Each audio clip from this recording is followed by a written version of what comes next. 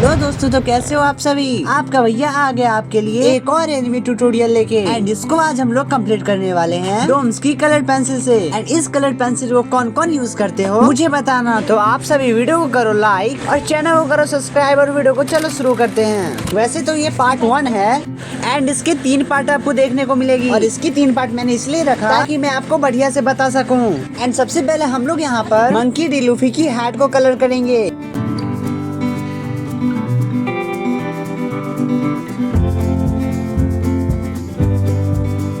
तो चलो मैंने इसको फिर से शार्प इसलिए कर दिया क्योंकि मैंने एक रिप वाली वीडियो डाली थी ना, उसमें मुझे एक कमेंट आया था कि भैया यार एक पेंसिल के लिए कौन रोता है, आप उसे शार्प कर लेते या फिर नए खरीद लेते। तो लो यार, अब मैं रोया नहीं एंड इसी को शार्प करके आपके लिए ड्राइंग करने लगा। एंड देखो मैं सबसे पहले यहाँ पर येलो कलर का यूज करके इसका फर्स्ट लेयर कंप्लीट कर रहा हूँ। जहाँ पर ज्यादा हाईलाइट्स पार्ट है वहाँ पर कम प्रेशर के साथ अप्लाई कर, जहाँ पर डार्क है वहाँ पर ज्यादा प्रेशर के साथ अप्लाई करूंगा। एंड सेकेंड लेयर में मैं यहाँ पर ऑरेंज कलर का यूज कर रहा हूँ। एंड जहाँ पर ऑरेंज वाला वेव आ रहा है मैं वहाँ पर उसको अच्छे से फिलअप कर। मान लो यार एक तरह से कि जहाँ पर डार्क एरिया है वहाँ पर इस कलर का यूज करूंगा।